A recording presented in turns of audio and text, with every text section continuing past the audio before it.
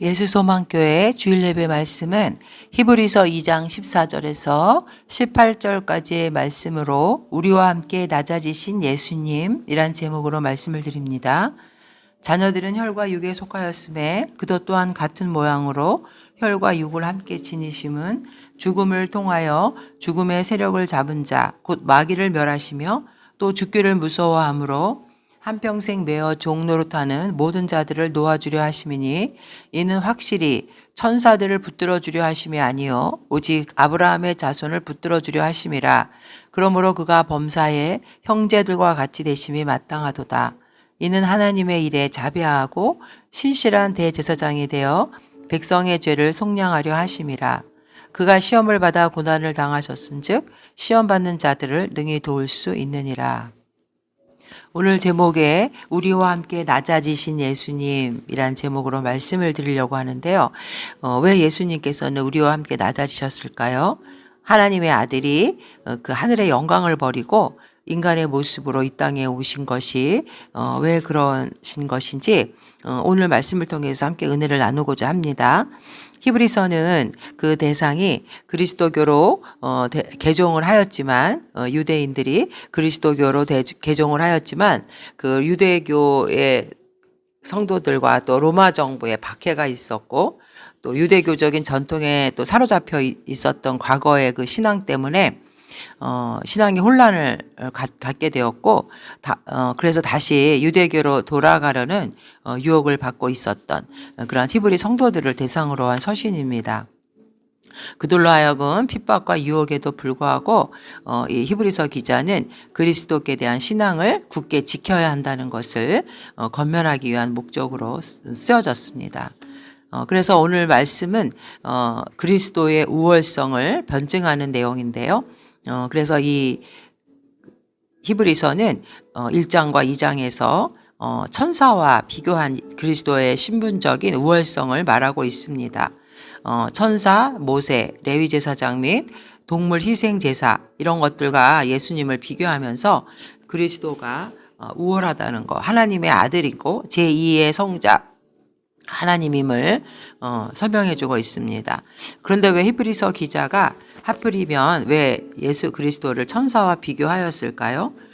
그것은 1장, 2장 전체의 그 천사에 대한 비교하는 내용이 나오는 것처럼 유대인들은 천사에 대한 내용을 잘 인식을 하고 있었기 때문이고 또 천사는 모세에게 율법을 전해준 중보자로 간주되어 왔습니다. 사도행전 7장 53절에 보면 너희는 천사가 전한 율법을 받고도 지키지 아니하였다 하니라. 또 갈라디아서 3장 19절에도 보면 그런즉 율법은 무엇이냐 범법함으로 더하여진 것이라. 천사들을 통하여 한 중보자의 손으로 베푸신 것인데 약속하신 자손이 오시기까지 있을 것이라. 그리고 이 천사는 민족의 호위자로도 인식되었고 또 당시 유대인들에 의해서 이 천사가 경배의 대상으로 여겨지기도 하였기 때문입니다. 골로새서 2장 18절에 표준 세번역을 보면 여러분은 겸손한 체하거나 천사를 숭배하는 자들에게 속아서 여러분이 받을 상을 빼앗기지 마십시오. 그들은 보이는 것에만 정신을 팔고 세속적인 생각으로 헛된 교만에 부풀어 있습니다. 라고 기자는 경고를 하고 있습니다.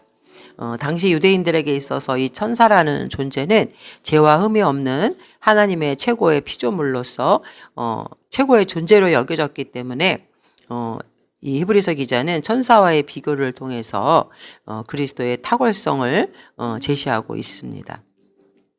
하나님께서 이 세상을 창조하실 때 인간을 제일 나중에 창조하시고 인간을 만물의 영장으로 이 세상을 다스리는 권세를 주셨습니다. 창세기 1장 26절에 보면 하나님이 이르시되 우리의 형상을 따라 우리의 모양대로 우리가 사람을 만들고 그들로 바다의 물고기와 하늘의 새와 가축과 온 땅과 땅에 기는 모든 것을 다스리게 하자 하시고 이렇게 다스리는 권세를 주셨는데 죄로 인해서 타락한 인간은 하나님의 형상을 잃어버리게 되고 하나님을 섬기고 경배하는 것이 아니라 우리가 다스려야 할 피조물을 섬기고 경배의 대상으로 섬기는 그런 어리석은 존재로 전락되었던 것입니다. 인간의 존재, 인간의 그 자신의 정체성을 우리가 올바로 파악하지 못하면 우리는 잘못된 우상 숭배에 빠져서 사단의 종으로 살아갈 수밖에 없습니다. 살아있는 참신을 올바로 믿고 신앙생활을 해야 우리는 행복한 인생, 또 영생의 소망을 갖고 살아갈 수가 있습니다. 하나님을 떠난 인간에 대한 설명이 로마서 1장 21절에 보면 하나님을 알되 하나님을 영화롭게도 아니하며 감사하지도 아니하고 오히려 그 생각이 허망하여지며 미련한 마음이 어두워졌나니 스스로 지혜 있다 하나 어리석게 되어 썩어지지 아니하는 하나님의 영광을 썩어질 사람과 새와 짐승과 기어다니는 동물 모양의 우상으로 바꾸었느니라.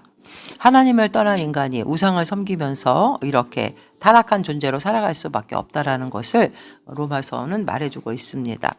오늘 우리가 읽은 히브리서 2장 14절에서 18절까지의 내용은 예수 그리스도가 천사보다 잠시 낮아졌지만 그는 잠시 낮아진 것이고 하나님의 아들이라는 것을 창조주 하나님, 제2 성자 하나님이라는 것을 우리에게 설명해 주고 있습니다.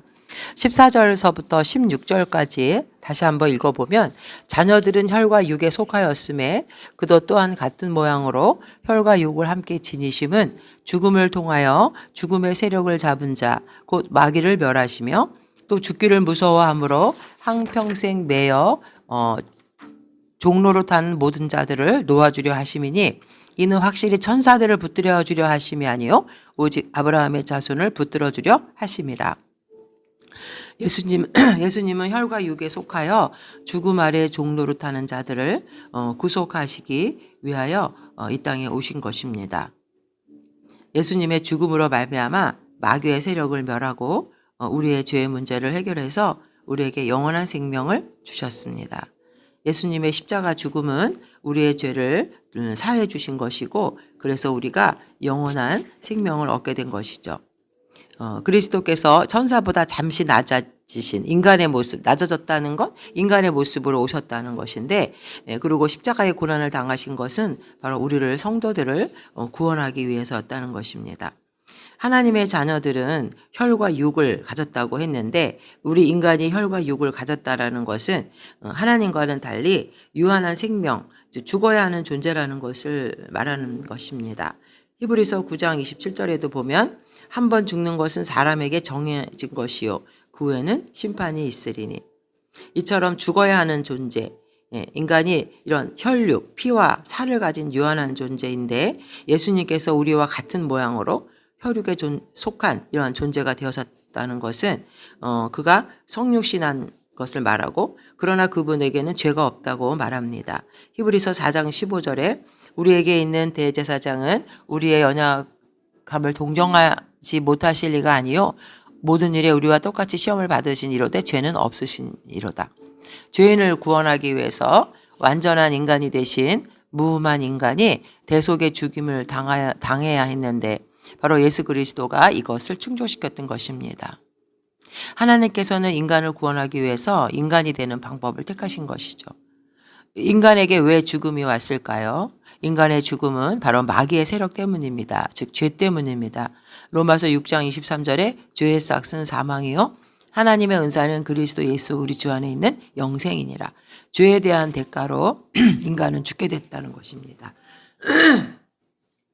그리고 죽음의 세력을 잡은 자 마귀는 아담을 통해서 죄를 짓게 하였으며 그래서 마침내 세상에 죄가 들어오게 되었다고 창세기 3장에도 나오고 로마서 5장 12절에도 보면 그러므로 한 사람으로 말미암아 죄가 세상에 들어오고 죄로 말미암아 사망이 들어왔나니 이와 같이 모든 사람이 죄를 지었으므로 사망이 모든 사람에게 이르렀느니라. 아담의 불순종과 죄로 인하여 우리 조상 모든 후손들에게 사망 선고가 내려지게 되었던 것입니다. 그러나 예수님은 이 사망의 세력을 잡은 자 마귀를 무력하게 하시려고 성육신 하시고 이 땅에 오신 것이죠. 그러나 이 성육신 하는 것만으로는 완전치 못하고 예수님은 십자가 대속의 죽음으로 우리를 영원한 지옥의 형벌에서 구원해 내셨습니다.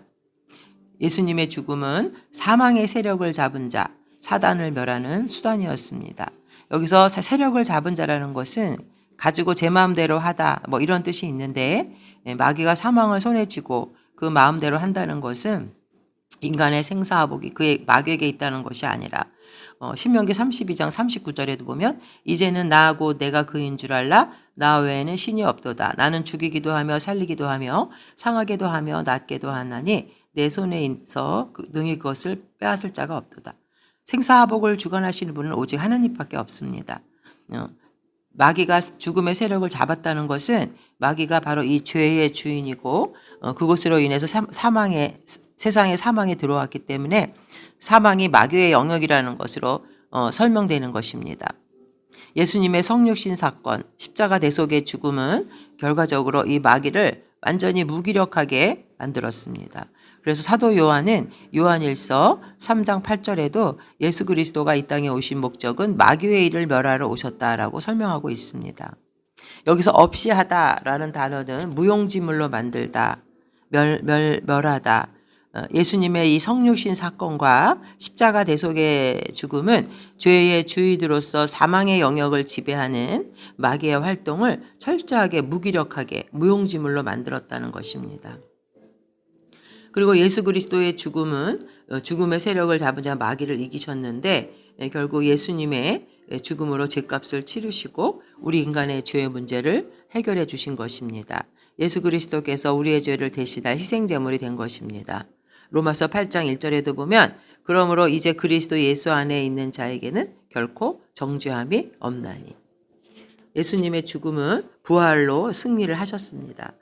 고린도전서 15장 55절에 사망아 너의 승리가 어디 있느냐? 사망아 내가 쏘는 것이 어디 있느냐? 사망이 쏘는 것은 죄요. 죄의 권능은 율법이라. 우리 주 예수 그리스도로 말미암아 우리에게 승리를 주시는 하나님께 감사하노니 그러므로 내 사랑하는 형제들아 견실하며 흔들리지 말고 항상 주의 일에 더욱 힘쓰는 자들이 되라. 이는 너희 수고가 주 안에서 떼지 않은 줄 알미라. 예수님의 십자가 대속은 결국 3일 만에 부활하심으로 사망의 세력을 이기고 마귀가 더 이상 위력을 발휘하기가 불가능하게 승리하셨던 것입니다. 로마서 6장 16절에도 보면 예수님의 죽음과 부활을 통해서 우리는 죄에서 해방되었습니다. 여러분이 자기를 누구에게나 종으로 내맡겨서 복종하게 하면 여러분은 여러분이 복종하는 그 사람의 종이 되는 것을 알지 못합니까? 여러분은 죽음에 이르는 죄의 종이 되거나 아니면 의로움에 이르는 순종의 종이 되거나 하는 것입니다. 그러나 하나님께 감사할 일은 여러분이 전에는 죄의 종이었으나 이제 여러분은 전에 받은 교훈에 보내받아서 본의 마음으로서 순종함으로써 죄에서 해방을 받아서 의의 종이 된 것입니다. 이제 성도들은 마귀의 지배에서 완전히 벗어났습니다. 예수 그리스도 안에서 전혀 달라진 우리의 위상 가운데 하나가 바로 이것입니다. 예수님의 십자가 대속의 사역이 이전에는 우리 모두가 마귀를 두려워하고 또 마귀에게 복종할 수밖에 없었지만 이제는 예수님께서 마귀를 이겨서 승리하셨기 때문에 우리도 마귀를 충분히 대적할 수가 있고 그때 마귀는 우리 성도들을 피할 수밖에 없게 된 것입니다. 야고보서 4장 7절에 그런즉 너희는 하나님께 복종할지어다 마귀를 대적하라 그리하면 너희를 피하리라. 예수님의 십자가 대속은 우리를 죄에서 죽음에서 해방시켰습니다. 그리고 2장 15절에 죽기를 무서워함으로 일생에 매어 종노릇하는 인간을 놓아주신다고 말씀이 나오는데 여기서 이것에 예수님의 성육신과 대속의 죽음이 지니는 두 번째 목적은 우리를 해방시켜주는 것입니다. 마귀의 종에서 죽음의 종에서. 인간들은 죽음에 대한 공포로 평생 동안 계속해서 종살이를 하고 있다라는 뜻입니다. 이는 예수님과 관계없는 인간들이 처해 있는 상황을 나타내 주는 것이죠. 그것은 한마디로 어둡고 캄캄한 흑암과 절망의 삶입니다. 여기서 말하는 표현은 전생에 즉 살아있는 모든 날 동안에 계속해서 인간들, 하나님을 떠난 인간은 죽음에 대한 공포 때문에 종살이를 할 수밖에 없다라는 것입니다. 사망에 대한 이 두려움, 이 사망은 단순한 육체적인 사망의 차원을 넘어서 히브리서 9장 27절에 말한 그 심판 후 있게 될 둘째 사망까지도 포함하는 것입니다. 예수님을 알지 못하고 그와 관계가 없는 사람들은 육체적인 사망과 또 그 죽음 이후의 심판에 사로잡혀서 진정한 평강의 삶을 영위하지 못하고 두려움에 예속되어서 평생을 살아가는 것이죠. 그러나 그리스도께서는 우리를 누르고 있는 이 사망의 권세를 물리치고 우리를 죄의 종 노릇하는 데서 자유하게 하시고자 스스로 인간이 되셔서 또 십자가에서 죽으시고 그 목적을 완전히 성취하셨습니다. 요한복음 19장 30절에 예수께서 신포도주를 받으신 후에 이르시되 다 이루었다 하시고 머리를 숙이시니 영혼이 떠나가시니라. 히브리서 9장 28절에도 이와 같이 그리스도도 많은 사람의 죄를 담당하시려고 단번에 들이심 받으셨고 구원에 이르게 하기 위하여 죄와 상관없이 자기를 바라는 자들에게 두 번째 나타나시리라. 예수님의 재림을 여기서 말씀해주고 있습니다. 여기서 놓아주다라는 자유롭게 하다, 풀어주다라는 뜻이 있고 또 구해내다라는 뜻도 있는데 인간을 죄와 사망에서 세력에서 해방시켜서 자유롭게 한다는 그런 의미를 주고 있습니다. 로마서 8장 1절에서도 나오는 것처럼 이 자유를 소유한 사람들은 사망이 주관하지도 못하고 그들에게는 마귀의 권세가 또 미칠 수 없습니다. 따라서 우리는 예수님이 인간으로 오신 목적과 자신의 생명을 십자가에서 바쳐서 성취하신 그 구속의 사역을 대한 감사를 잊지 말고 다시는 사망의 어두운 권세에 얽매이지 않는 삶을 위해서 우리는 노력을 해야 합니다. 죄와 사망의 세력에서 해방시켜서 그것들로부터 자유롭게 한다는 그런 이 말씀, 갈라디아서 5장 1절에 그리스도께서 우리를 자유롭게 하시려고 자유를 주셨으니 그러므로 굳건하게 서서 다시는 종의 멍에를 매지 말라. 우리에게 마귀의 권세가 틈탈 수 없다는 것이 얼마나 은혜인지 모르겠습니다.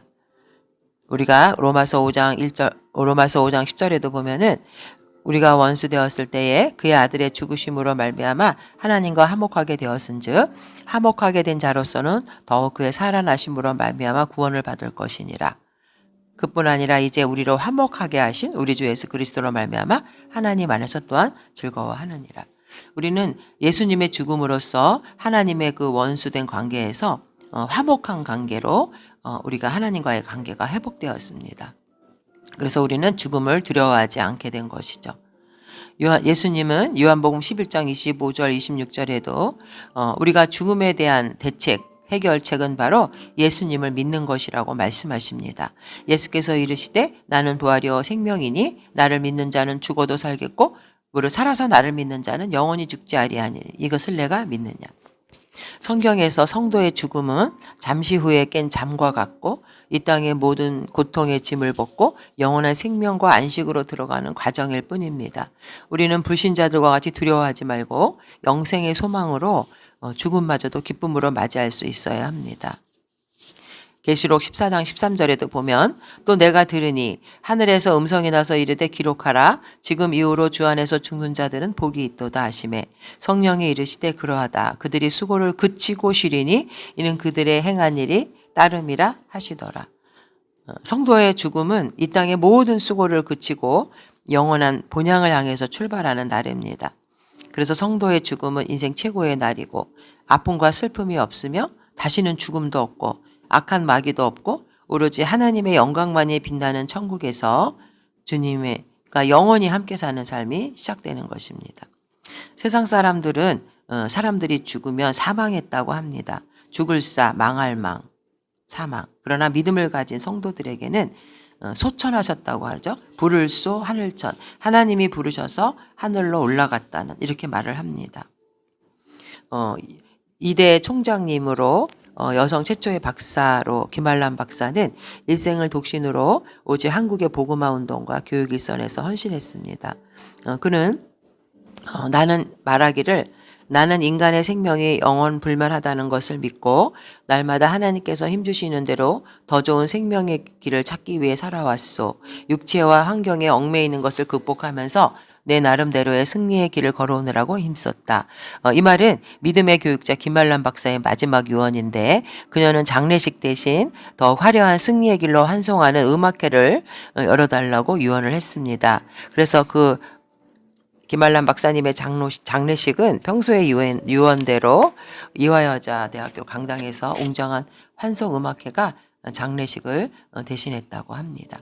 이렇게 죽음을 두려워하지 않는 이 성도의 삶은 복된 삶으로 우리는 하나님의 은혜에 감사하는 자가 되어야겠습니다.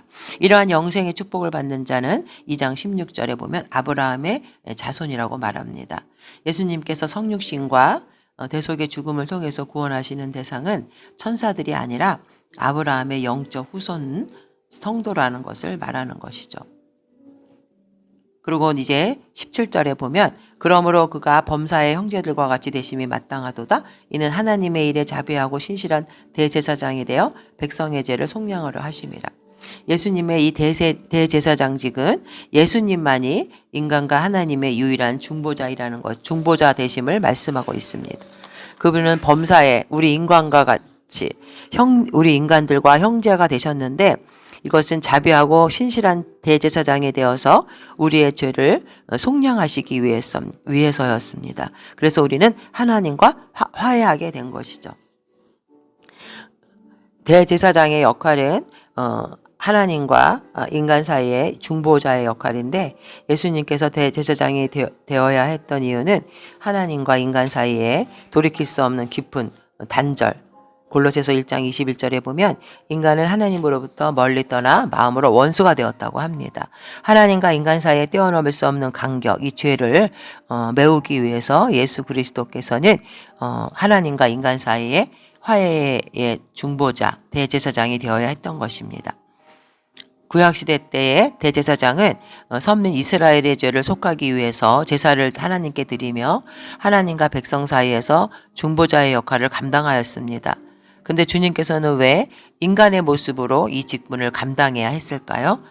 그것은 구약에 보면 구속받을 사람의 그 가정에 구속받는 사람은 구속받을 사람의 가정에 속해 있는 친척이어야 되는 것이 제 첫 번째 구비 요건이었기 때문입니다. 하나님이 제정한 모세의 그 법에 따르면 한 사람의 기업을 물을 자는 반드시 그의 가족이나 친척이 되어야 했고 가족이나 친척만이 그를 대신할 수 있었던 것입니다. 그래서 그리스도께서 인간의 죄를 대신하려면 인간과 같이 같아져야 한다고 히브리서 5장 1절에 대제사장의 자격 조건이 나옵니다. 인간을 위한 구속자는 사람이어야 됐기 때문에 완전한 인간이 되어야 했던 것이죠. 로마서 3장 23절에 모든 사람이 죄를 범하며 하나님의 영광에 이르지 못하였더니 이 땅의 모든 인간은 죄인이고 완전한 대제사장의 직분을 감당할 수 없었지만 죄가 없으신 예수님만이 흠이 없고 하나님의 아들인 그리스도께서 인간이 되셔서 대사장의 직무를 감당하셨던 것입니다. 오직 죄 없는 그리스도만이 하나님과 인간 사이에 유일한 중보자로 하나님과 우리를 화해시키는 그런 분은 바로 예수님밖에 없었다는 것이죠. 그래서 골로새서 1장 20절에 보면 그의 십자가의 피로 화평을 이루사 만물 곧 땅에 있는 것들이나 하늘에 있는 것들이 그로 말미암아 자기와 화목하게 되기를 기뻐하심이라. 그리고 예수님은 대제사장이면서도 자비하고 신실한 분으로 말씀하십니다. 자비하다란 불쌍히 여기는 마음을 가지다. 언제나 부드럽고 동정심을 가지고 우리를 위로하고 구원해내려는 그런 마음을 가지신 분이라는 것입니다. 여기서 신실하다는 하나님께 대해서 죽기까지 흔들리지 않고 하나님의 뜻에 순종하는 신실함을 말하죠. 겟세마네 동산에서 예수님은 내 아버지여 만일 내가 마시지 않고는 이 잔이 내게서 지나갈 수 없거든 아버지의 원대로 되기를 원하나이다. 이러한 예수님의 십자가 기도는 우리는 기도 속에서 우리는 그분의 충성됨을 찾을 수 있습니다. 예수님이 정말 그 기도 가운데 중요했던 것은 아버지의 뜻이 먼저였습니다. 그 십자가의 큰 고통 가운데서도 아버지의 뜻이면 순종하겠다는 의지가 굳건히 있었던 것입니다. 자비하고 충성된 대제사장 예수 그리스도 그분만이 우리의 죄를 도말하시고 우리가 하나님께로 나아가는 길을 열었던 분입니다. 히브리서 4장 16절 그러므로 우리는 긍휼하심을 받고 때를 따라 돕는 은혜를 얻기 위하여 은혜의 보좌 앞에 담대히 나아갈 것이니라. 예수님은 이 땅에 내가 긍휼을 원하고 제사를 원하지 아니하노라. 치유가 필요한 병자를 위해서 오셨다. 의인을 부르러 온 것이 죄인을 부르러 온 것이 아니라 죄인을 부르러 왔다고 말씀하십니다. 우리가 이렇게 하나님의 긍휼을 바라면서 은혜의 보좌 앞에 나아갈 수 있는 근거가 우리를 향하신 예수님의 이러한 사랑을 바탕으로 한 동정심 때문에 우리는 하나님 앞에 나갈 수 있게 된 것이죠. 또 18절에 그가 시험을 받아 고난을 당하셨은즉 시험 받는 자들을 능히 도우실 수 있느니라. 주께서 우리를 능히 도우시는 이유는 그가 우리의 연약함을 아시기 때문에, 주께서 친히 시험과 시련을 당하셨으며 그 시험의 고통이 얼마나 괴로운 것인지도 예수님을 알고 계셨습니다. 그래서 그 결과 주님은 시험 앞에서 고통당하는 우리의 연약함을 충분히 아시고 우리를 능히 도우실 수 있게 된 것입니다. 예수님의 최고의 시험은 바로 십자가에서 였습니다. 마태복음 26장 38절에 보면 마음이 심히 고민하여 죽게 될 정도였다라고 말씀하십니다. 그 시험을 당하신 주님은 우리와는 전혀 다른 분이신데, 시험을 받았다는 것은 우리와 같지만 주님은 모든 시련과 시험 속에서 단 한 번도 흔들리지 않으셨다는 것입니다. 왜냐하면 주님은 무죄하시며 거룩하신 분이기 때문이죠. 그렇기 때문에 주님께서는 시험받으며 고난당하는 당신의 백성들을 능히 도우실 수 있다는 것입니다. 우리의 연약함을 다 알고 계시고 우리의 모든 고통을 경험하셨고 주님은 승리하신 분입니다. 그러므로 우리는 담대해지고 힘을 내야 합니다. 우리는 우리가 당하는 모든 시험을 알고 그 모든 것을 물리치시고 승리하신 분을 우리의 보호자로, 중보자로 우리는 모시고 있기 때문입니다. 그분은 졸지도 주무시지도 않고 시험 앞에서 괴로워하는 우리를 동정하시고 우리의 선한 싸움에 든든한 지원군으로 동참하고 계십니다. 우리는 우리의 연약함으로 좌절하거나 슬퍼하지 말고 주님 앞에 담대히 나아가야 할 것입니다. 인간은 하나님의 피조물로서 하나님은 우리를 찬양하고 경배받으시기 위해 창조하셨다고 말씀하십니다. 이사야 43장 21절에 이 백성은 내가 나를 위하여 지었나니 나를 찬송하게 하려 함이라. 그러나 타락한 인간은 하나님보다 피조물을 더 경배하고 사단의 종으로 전락되어 영원한 지옥의 형벌을 당하게 되었습니다. 그러나 하나님은 2000년 전에 예수 그리스도를 이 세상에 보내심으로 인간의 구원의 길을 열어놓으셨습니다. 예수님만이 우리의 죄 문제를 해결하실 수 있고 죽음에서 부활 승리하신 분으로 영원한 생명을 주실 수 있는 분입니다. 요한복음 5장 24절에 내가 진실로 진실로 너희에게 이르노니 내 말을 듣고 또 나 보내시는 이를 믿는 자는 영생을 얻었고 심판에 이르지 아니하나니 사망에서 생명을 얻었느니라. 이처럼 유한한 인생길을 살면서 주를 떠나 살기에 한평생 죽음의 공포에서 살아가는 인생들은 어서 빨리 주님께 나와 주님을 영접하며 영생을 얻고 이 세상에서도 주님의 능력의 도움을 받아 승리하는 복된 삶을 살아가시기 바랍니다. 2023년의 새해가 밝았습니다. 우리도 이 광야 같은 세상 가운데서 오직 주님만이 나의 구원자 되시고 나를 도울 자이심을 깨닫고 함께 예수님과 손잡고 복된 삶을 살아가는 성도님들 되시기를 주님의 이름으로 축원드립니다. 아멘.